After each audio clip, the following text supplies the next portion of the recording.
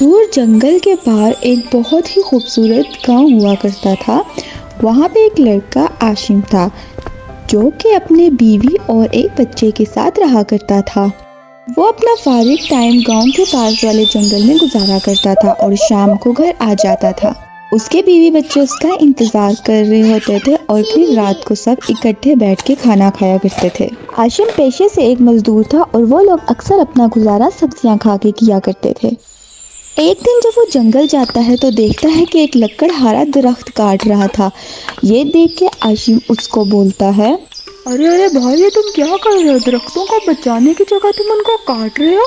ارے یار بھائی، میرا ٹائم ویسٹ نہ کرو، تم جا کے اپنا کام کرو اور مجھے اپنا کرنے دو۔ تبھی اشر کو ایک زبردست آئیڈیا آتا ہے۔ کیا تمہیں پتا ہے اس درخت کے اوپر جن رہتے ہیں اور جو بھی اس کو کاٹنے کی کوشش کرتا ہے وہ اس کے پیچھے لگ جاتے ہیں۔ میں تو تمہیں صرف اس لیے منع کر رہا تھا۔ کیا جن؟ یہ دیکھ کے لکڑہارا وہاں سے بھاگ جاتا ہے اور تبھی پیڑ بولنے لگتا ہے، آج تم نے مجھے کٹنے سے بچا لیا۔ کیا تم بول سکتے ہو؟ میں تمہیں انعام کے طور پہ یہ گنتی دے رہا ہوں، اس کو بجا کے تم کچھ بھی کھانے کو منگوا سکتے ہو، لیکن یاد رکھنا یہ صرف دن میں ایک دفعہ ہی کام کرے گی۔ عاشم وہ بیل لے کر واپس آ جاتا ہے۔ اس کی بیوی اس کا کافی دیر سے انتظار کر رہی ہوتی ہے اور آتے ہی غصے سے پوچھتی ہے کہاں اتنا ٹائم لگ گیا تھا۔ عاشم اس کو سارا واقعہ بتاتا ہے اور وہ گھنٹی دکھاتا ہے۔ وہ حیران ہوتی ہے اور ساتھ خوش ہوتی ہے۔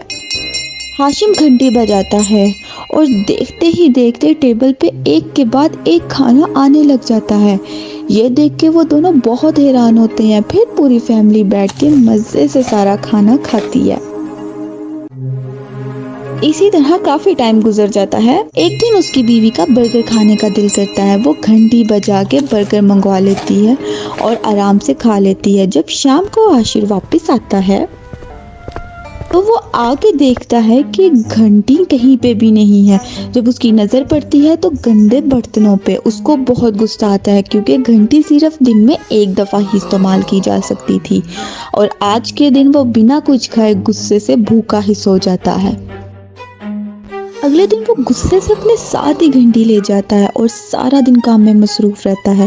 دوسری طرف اس کی بیوی گھنٹی ڈھونڈ رہی تھی تاکہ وہ خود بھی کچھ کھا سکے اور بچے کو بھی کچھ کھلا سکے کیونکہ گھر میں کچھ بھی نہیں تھا، لیکن اس کو گھنٹی نہیں ملتی۔ شام کو عاشر آتا ہے واپس اور گھنٹی بجا کے پسند کا کھانا منگوا کے کھانے لگتا ہے۔ جب اس کی بیوی اس کو کھاتے دیکھتی ہے تو اس کو بہت دکھ ہوتا ہے۔ وہ بتاتی ہے کہ کس طرح اس کی خود غرضی کی وجہ سے وہ اور اس کا بچہ پورا دن بھوکا رہے ہیں۔ عاشر کو بھی اپنی غلطی کا احساس ہوتا ہے اور وہ ایسا کرنے کی اپنی وجہ بتاتا ہے۔ دونوں کو اپنی غلطی کا احساس ہوتا ہے اور پھر بیل بجا کے وہ اپنے لیے کھانا منگواتے ہیں اور پھر پوری فیملی واپس سے اکٹھے بیٹھ کے کھانا کھاتی ہے۔ تو کیسی لگی کہانی؟ اس کہانی سے ہمیں ایک سبق بھی ملتا ہے کہ ہمیں کبھی بھی خود غرض ہو کے نہیں سوچنا چاہیے، بلکہ دوسروں کی بھی ضروریات کا پورا خیال رکھنا ہمارا فرض ہے۔